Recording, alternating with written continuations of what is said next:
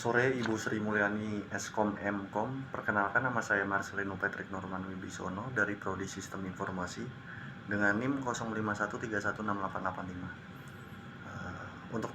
Untuk tugas 2 ini kita masih menggunakan aplikasi yang sama, yaitu CentOS 7 di dalam VirtualBox. Berbeda dengan tugas yang pertama, untuk tugas kedua ini kita menggunakan dua CentOS, yaitu satu sebagai klien dan satu sebagai server.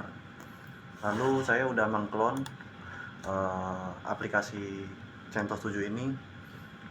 Yang penting kita menggunakan satu DNS. Pada case ini saya menggunakan DNS 172.18.21. Lalu untuk yang servernya dan kliennya kita bedakan IP-nya agar tidak konflik. Lalu yang untuk server ini saya menggunakan IP 172.18.20.95. Nah, untuk kliennya saya menggunakan 172.18.20.94. Lalu mungkin langsung saja ke dalam soal.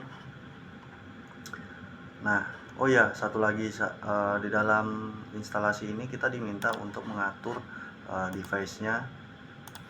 Untuk mengatur device-nya agar device-nya menjadi NAT atau bridge adapter ya. Jadi saya sudah mengaturnya di sini, yaitu bridge adapter atau NAT.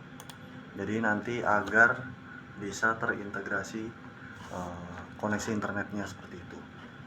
Lalu langsung yang ke pertama, yaitu kita diminta instalasi dan persiapan server.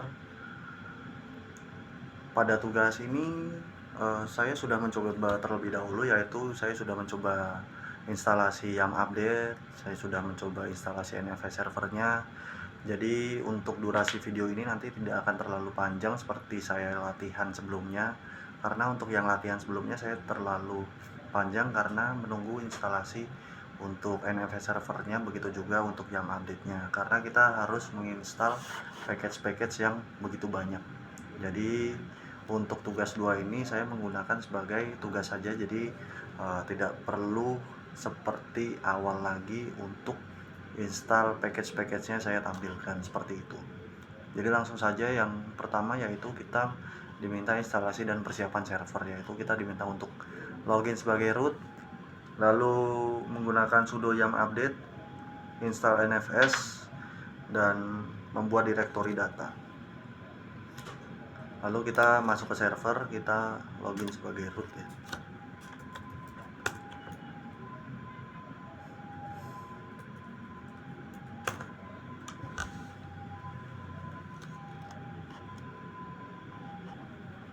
Untuk langkah yang pertama, kita masuk ke dalam terminal dahulu.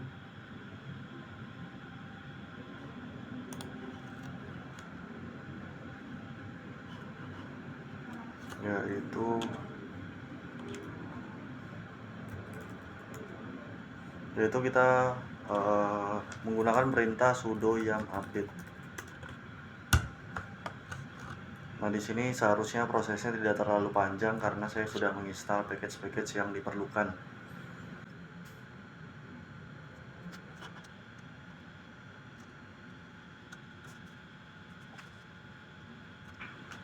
Nah, karena saya sudah menginstal NFS server juga, jadi prosesnya nanti juga tidak terlalu panjang. Jadi langsung saja kita masukkan perintah sudo yam nfs. Ini untuk menginstal NFS servernya.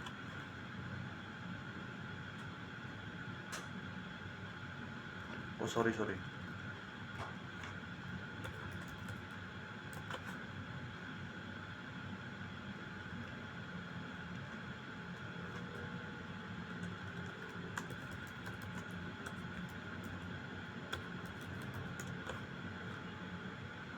Nah, di sini udah ada package-nya, yaitu ini package untuk NFS servernya nanti. Jadi kita tidak perlu menginstal lagi. Jadi selanjutnya kita membuat directory data. Di sini saya juga sudah membuat direktorinya, jadi nanti akan muncul tulisan file sudah tersedia. Nah, sudah ada ya. Jadi saya selanjutnya kita masukkan sudo chown nfs nobody.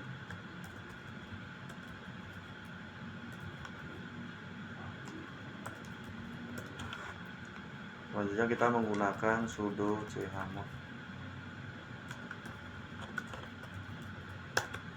Nah, kita sudah selesai mengerjakan soal untuk nomor 1, yaitu instalasi dan persiapan server. Kita lanjut ke konfigurasi NFS dan server. Kita diminta untuk mengedit file konfigurasi NFS, yaitu di nano/etc/export ya. Kita langsung saja sudo nano/etc/export. Nah, di sini kita akan menembak untuk IP yang ada pada klien. Nah, di sini adalah IP yang ada di klien. Saya dimasukkan ini rw since no root squash no all squash. Jadi di sini kita tidak perlu. Jadi yang ini adalah perintah yang ada pada soalnya. Nah, seperti ini. Nah, karena kita tidak ada lakukan perubahan, jadi kita langsung Ctrl X saja. Nah, untuk menerapkan perubahan yang sudah kita lakukan, kita menggunakan perintah sudo export -a.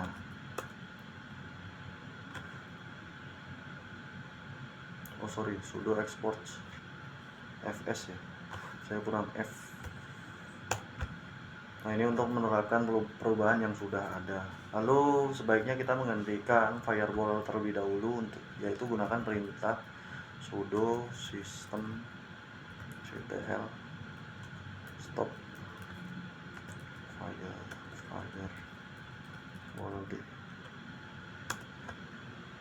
Nah, ini kita sudah menggantikan firewallnya terlebih dahulu ya. Nah, kita selanjutnya menggunakan sudo systemctl start nfs server. Perintah ini digunakan untuk memulai NFS servernya.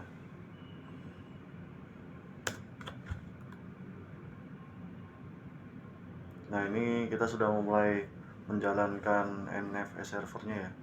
Lalu untuk memastikan layanan NFS berjalan setiap kali kita boot, kita gunakan perintah sudo systemctl enable nfs main server.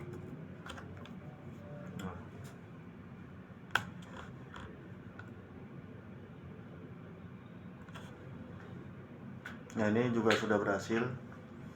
Nah, untuk memastikan layanan NFS server berjalan menggunakan perintah ini yang terakhir.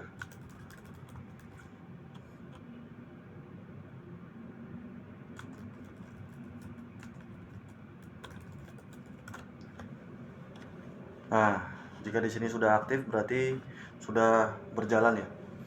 Nah, selanjutnya untuk yang nomor 3, yaitu kita diminta menjalankan dan aktifkan layanan konfigurasi NFS klien. Nah, untuk soal nomor 3 adalah konfigurasi NFS klien, yaitu kita diminta mesin CentOS 7 lain sebagai klien. Jadi saya sudah menyiapkan, yaitu satu nanti sebagai klien. Nah, kita diminta untuk menginstal package NFS servernya. Lalu kita meng-mount direktori data, melakukan mounting direktori, dan uji coba akses file direktori. Nah, kita coba langsung masuk saja ke file klien. Kita sama masuk sebagai root.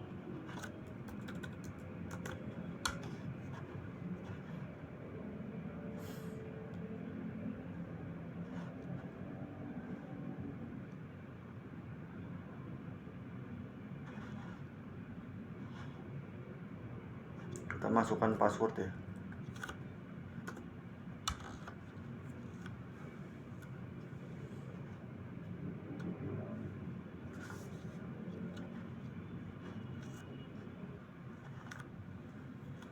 Nah, untuk selanjutnya kita masuk ke klien, sama kita masuk ke dalam terminal.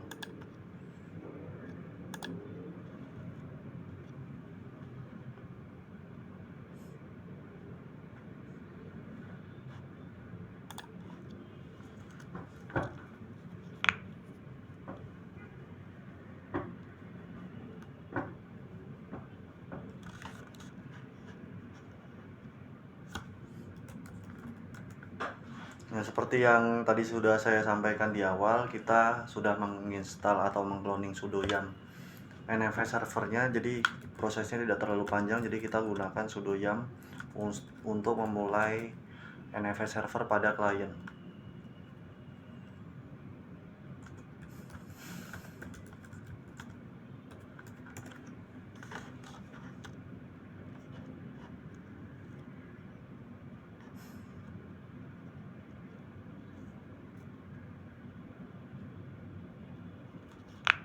Nah, ini kita sudah selesai ya. Lalu untuk selanjutnya kita diminta untuk membuat direktori data dengan nama ini MNT NFS. Di sini pun saya juga sudah membuat direktorinya, yaitu menggunakan sudo make.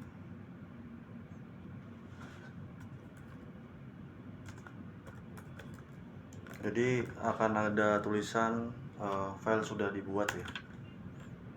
Nah, karena saya sudah membuat filenya. Lalu untuk selanjutnya kita mount IP yang ada pada server 172.18.20.95. Nah, ini kita sudah mount ya, untuk IP yang ada pada server tadi yang sudah saya sampaikan. Nah, untuk masuk ke dalam mount NFS ini kita menggunakan perintah cd. Nah, kita sudah masuk ke dalam directory mount NFS ini. Jadi untuk selanjutnya di sini kita akan melihat file yang ada di dalamnya itu file apa saja. Nah, ini karena tadi saya sudah mencoba mengetes, jadi saya menggunakan file rahasia ini ya. Nah, untuk selanjutnya saya akan mencoba menghapus file rahasia ini menggunakan perintah rahasia rm rahasia.txt, lalu yes. Nah, selanjutnya kita cek lagi apakah ada. Nah, sudah kosong, sudah tidak ada, sudah terhapus ya. Nah, untuk selanjutnya kita coba membuat file lagi menggunakan perintah touch, misalnya touch tugas2.xml misalnya. Nah, ini sudah kita buat lagi direktorinya touch tugas server.txt misalkan. Nah, kita gunakan perintah ls. Nah, di sini kita sudah membuat tugas2 XML, begitupun tugas2 server.txt. Nah, selanjutnya kita masuk ke dalam server.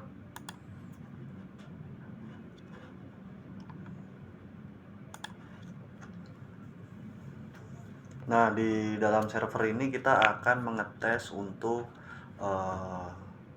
file yang ada di dalam klien tadi apakah sudah ada atau belum.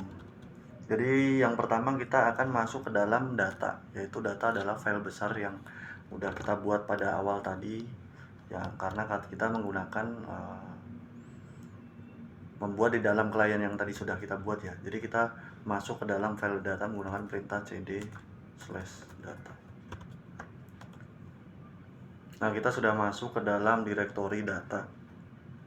Nah, jika instalasi ini berhasil, nanti ketika kita melihat dokumen yang ada di dalam data ini akan terdapat file yang sudah kita buat, yaitu tadi tugas2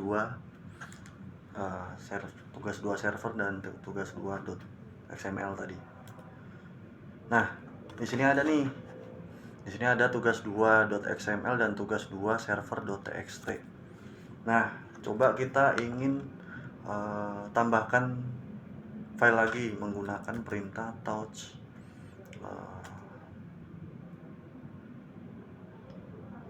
musika.xml misalnya.